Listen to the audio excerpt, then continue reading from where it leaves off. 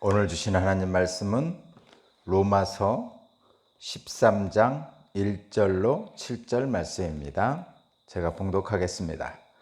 사람은 누구나 위에 있는 권세에 복종해야 합니다. 모든 권세는 하나님께로부터 온 것이며 이미 있는 권세들도 하나님께서 세워주신 것입니다.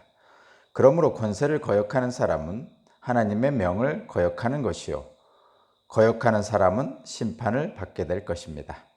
치안관들은 좋은 일을 하는 사람에게는 두려울 것이 없고 나쁜 일을 하는 사람에게는 두려움이 됩니다. 권세를 행사하는 사람을 두려워하지 않으려거든 좋은 일을 하십시오. 그러면 그에게서 칭찬을 받을 것입니다. 권세를 행사하는 사람은 여러분 각 사람에게 유익을 주려고 일하는 하나님의 일꾼입니다. 그러나 그대가 나쁜 일을 저지를 때는 두려워해야 합니다. 그는 공연히 칼을 차고 있는 것이 아닙니다. 그는 하나님의 일꾼으로서 나쁜 일을 하는 자에게 하나님의 진노를 집행하는 사람입니다. 그러므로 진노를 두려워해서만이 아니라 양심을 생각해서도 복종해야 합니다. 같은 이유로 여러분은 또한 조세를 바칩니다. 그들은 하나님의 일꾼으로서 바로 이 일을 하는 데 힘쓰고 있습니다. 여러분은 모든 사람에게 의무를 다하십시오. 조세를 바쳐야 할 이에게는 조세를 바치고 관세를 바쳐야 할 이에게는 관세를 바치고 두려워할 이는 두려워하고 존경해야 할 이는 존경하십시오. 아멘. 네, 오늘 말씀의 제목은 하나님이 세우신 권세에 복종해야 합니다. 단 조건이 하나 있습니다. 하나님은 가난한 자들의 하나님입니다. 라는 조건이 붙습니다.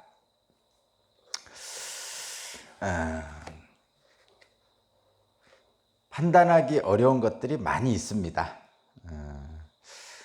특별히 제가 판단하기 힘들었던 것 중에 하나는 저희 어머님의 말씀이었습니다. 왜냐하면 저희 어머니는 제가 어렸을 때부터 늘 이렇게 말씀하셨어요. 착하게 살아라, 이렇게 말씀하셨어요. 참고로 저희 어머니는 학교를 다니지 못하셨습니다. 그래서 글자를 배우지 못해서 문맹입니다. 그런데 늘 저희 어머님이 하시는 말씀이 착하게 살아라 였습니다. 근데 그 착하게 살라는 말씀 속에는 정말 많은 말씀의 뜻이 담겨져 있는 것을 제가 나이가 든 다음에 알게 되었습니다. 다양한 거죠. 그 말씀에는 다른 사람에게 피해를 주지 말아라 라는 말씀도 있었고, 또 그 말씀에는 너도 피해를 받지 말아라, 말하자면 제가 어디 가서 맞고 오면 맞고 오지 말라는 뜻도 그 안에 들어 있습니다. 또 착하게 살아라는 말씀에는 열심히 무언가를 하라는 말씀도 들어 있고, 또 그 안에는 친구들과 잘 지내라는 말씀의 내용도 들어 있고, 어쨌든 정말 다양한 뜻이 담겨 있는 것이 우리 어머님의 착하게 살라는 말씀이었습니다. 그래서 이제는 어머니의 마음을 제가 어느 정도는 아는데, 어머니의 뜻 속에 담겨 있는 것은 생각해 보면 이웃과 잘 지내고 친구들과 잘 지내고 너도 또한 그 안에서 행복하게 살았으면 좋겠다. 피해를 보지 말고 뭐 이런 의미가 담겨 있고, 그래서 결국은 자녀를 사랑하는 어머니의 마음이 그 안에 담뿍 담겨 있는 말씀이었습니다.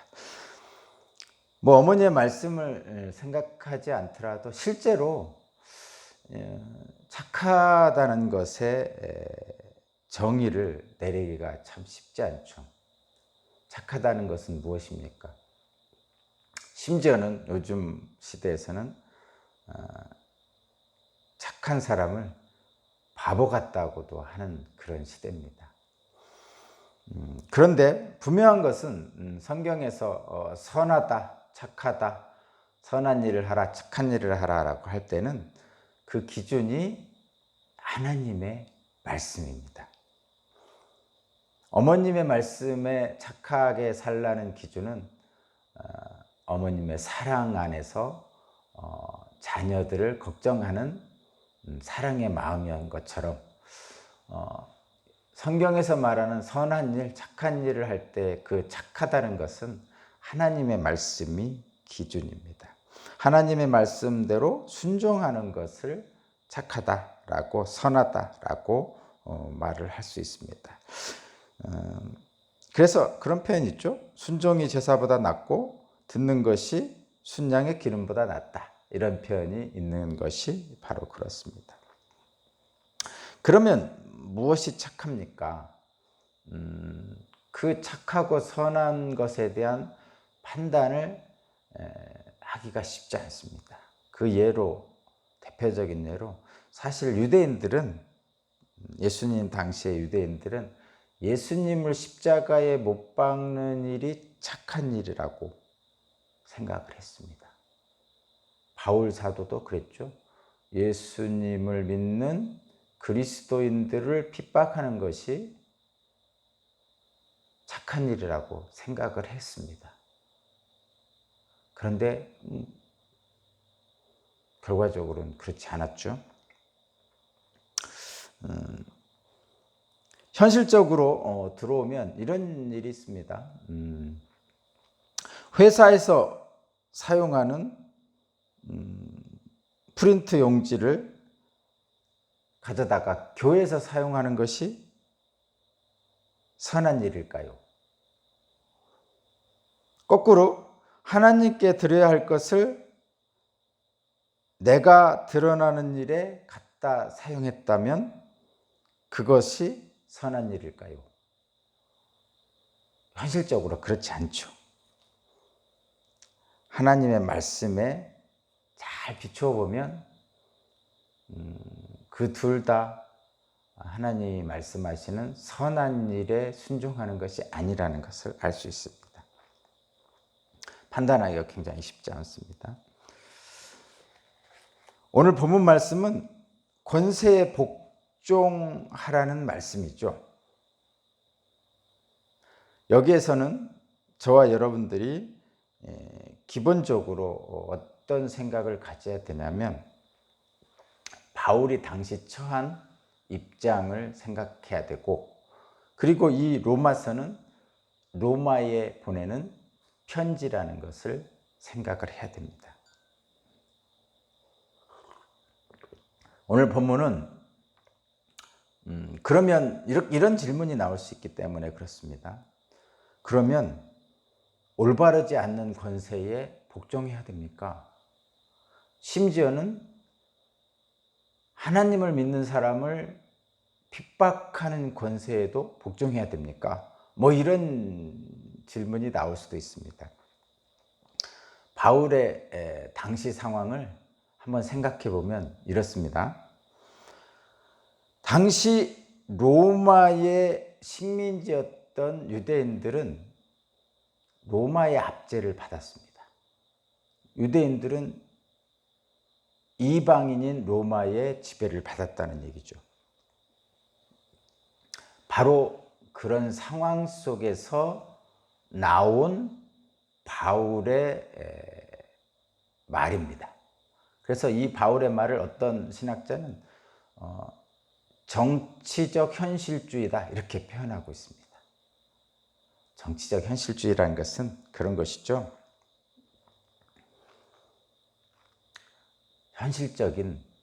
현실적으로 살아남아야 되니까 현실적인 판단과 행동을 한다는 의미입니다. 당시 로마의 압제 속에서 살아야만 했던 유대인들의 현실적 아픔을 반영한 것이다 이런 뜻입니다. 그 현실적 아픔을 어떻게 반영한 것이냐면 사실 로마도 그 유대인들도 이스라엘이라는 그 지정학적 위치가 있어가지고 주변에 있는 강대국들 사이에서 살아남아야 되는 유대인들의 어떤 현실이 있었습니다. 그때 그 주변 강대국 사이에서 살아남아야 되는 그 선조들의 어떤 전해 내려오는 지혜, 그런 지혜의 전승들을 다시 한번 확인한 것이 오늘 말씀입니다. 정치적 현실주의를 택했다는 말이죠. 어떻게 보면 우리나라의 처한 상황과 비슷하죠. 우리나라 주변에 강대국들이 있고 그 강대국들 사이의 이해관계 속에서 이쪽 편도 못 들고 저쪽 편도 못 드는 그런 안타까운 현실적인 조건과 아주 유사합니다. 그런데 이 말씀에서 분명한 것은 권세자는 어찌하고 또 그에 복종하는 사람들은 어찌해야 되는지에 대한 암시는 우리가 받을 수가 있습니다. 분명한 것은 하나님이 원하시는 권세는 하나님의 뜻에 합당하게 행위하는 권세, 그것을 하나님이 세우신 권력이다 이렇게 표현하는데, 하나님이 원하시는 권력, 우리가 복종해야 되는 권력은 하나님이 원하시는 권력이죠. 하나님이 세우신 권력입니다. 그 권세자의 특징을 오늘 3, 4절에서 말씀하고 있죠. 먼저 3절에 보면 권세를 행사하는 사람을 두려워하지 않으려거든 좋은 일을 하십시오 이렇게 표현하죠. 이 좋은 일, 선한 일이죠. 우리가 복종해야 되는 권세자, 곧 하나님이 세우신 권력은 선한 일을 장려하는 권력이죠. 그리고 4절 후반에 보면 나쁜 일을 하는 자에게는 하나님의 진노를 집행하는 사람입니다. 이렇게 표현했듯이 3절과 4절 후반을 합치면 선한 일을 장려하고 악한 일을 징벌하는 그런 권세입니다. 하나님이 세우신 권력은.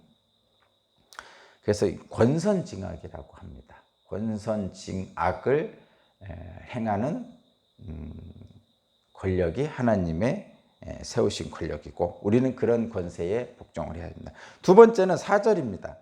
권세를 행하는 사람은 여러분 각 사람에게 유익을 주려고 일하는 하나님의 일꾼입니다. 그러니까 이 하나님이 세우신 권력은 각 사람에게 유익을 주는 권력입니다.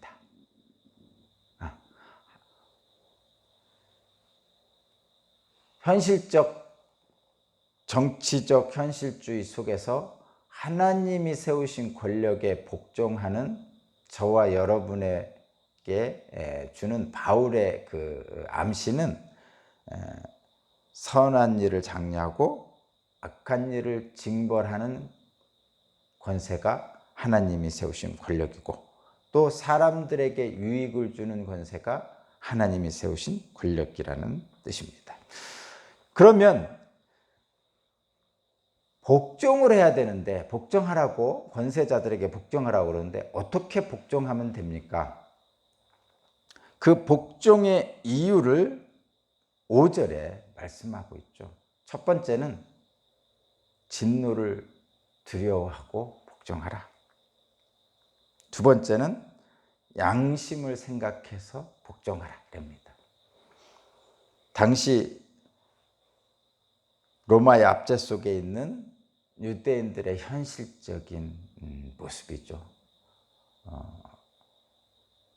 진노를 두려워해서 살아남기 위해서 복종해야 되고 뿐만 아니라 혹시라도 판단이 안 서면 양심에 따라서 복종하라고 합니다. 그 양심은 물론 하나님이 기준입니다. 다만 분명한 것은 13절에 사람은 누구나 위에 있는 권세에 복종해야 됩니다. 모든 권세는 하나님께로 온 것이며 이미 있는 권세들도 하나님께 세우신 것입니다. 그러므로 권세를 거역하는 사람은 하나님의 명을 거역하는 것이요 거역하는 사람은 심판을 받게 될 것입니다. 이 13장 1, 2절의 말씀을 악용하는 경우가 많이 있습니다. 정치를 하나님의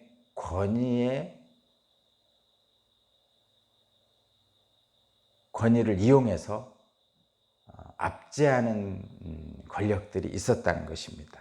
이 13장 1절과 2절의 말씀을 이용한 가장 대표적인 것이 왕권 신수설이라는 것이 있었습니다. 왕권은 하늘이 준 것이다. 그런 것이죠. 그래서 중국의 옛날 왕을 천자라고 그랬죠. 천자. 하늘의 아들이다 이런 뜻이죠. 일본의 왕도 천왕이죠. 천왕이라고 그렇게 표현합니다. 물론 뭐 천자든 천왕이든 요즘 같은 민주주의 시대에는 뭐 그런 의미가 없겠지만 어쨌든 그 왕권 신수설이란 것이 있었을 때 왕권을 하늘이 준 것이니까 너희들은 복종하라 이런 시대가 있었는데 그때가 프랑스 루이 14세 때 그리고 프랑스 루이 16세 때입니다. 루이 16세는 프랑스 혁명에 의해서 단두대에 처형된 사람이죠. 결과적으로는 이 왕권 신수설에 따라 독재를 행하던 사람들은 혁명군에 의해서 죽게 되는 일들이 발생했습니다. 지금도 또는 역사를 보면 이 13장 1절 2절의 말씀을 가지고 독재 권력을 행사하려는 사람들이 있습니다. 악용하려는 사람들이 있죠. 분명하게 하나님은 얘기하십니다. 그리고 바울 사도도 비록 정치적 현실주의로 얘기하고 있지만 분명하게 경고하는 것은 이 말씀을 악용하지 말라는 것입니다. 왜냐하면 하나님은 소외된 자, 가난한 자들의 하나님이라고 성경 전체에서 분명하게 말씀하고 있습니다. 결론입니다. 그러면 어떻게 해야 됩니까? 권세에 복종해야 합니까? 하나님이 세우신 권력, 하나님의 뜻에 하나님의 말씀에 합당한 권력에 복종하라고 말씀하십니다. 그런데 그 권력이 하나님의 뜻에 합당한지 어떻게 합니까? 고민이 되면 양심에 따라 행하라고 말씀하고 있죠. 양심에 따라 판단하고 행하십시오. 다만 그 기준은 하나님은 가난한 자들의 편에 서 계시다는 것, 그것을 기억하시고 판단하셔서 행동하시기 바랍니다. 성령께서 여러분과 함께 하실 줄로 믿습니다. 기도드리겠습니다. 하나님, 당신의 사랑하는 자녀들 불쌍히 여기시고 이 땅에 사는 동안에 하나님의 온전한 뜻이 이루어지길 원합니다. 권세자들에게 하나님의 뜻이 무엇인지를 알게 하시고 그들이 하나님 말씀에 합당한 하나님의 권세를 사용할 수 있도록 그들의 마음과 생각을 주님 지켜주시고 또한 복종하는 자들에게 온전한 마음으로 양심에 따라 하나님의 말씀에 따라 하나님은 가난한 자들에 위한 하나님임을 알게 하시고 그리하여 권세자들이나 복종하는 자들이나 다 하나님께 합당한 온전한 삶을 살게 하여 주옵소서. 우리나라뿐만 아니라 이 인간 세상에 있는 모든 나라들이 하나님의 말씀을 꼭 기억하고 가장 올바른 길로 나아갈 수 있도록 성령님 주장하여 주옵소서. 감사드리며 예수 그리스도 이름으로 기도합니다. 아멘.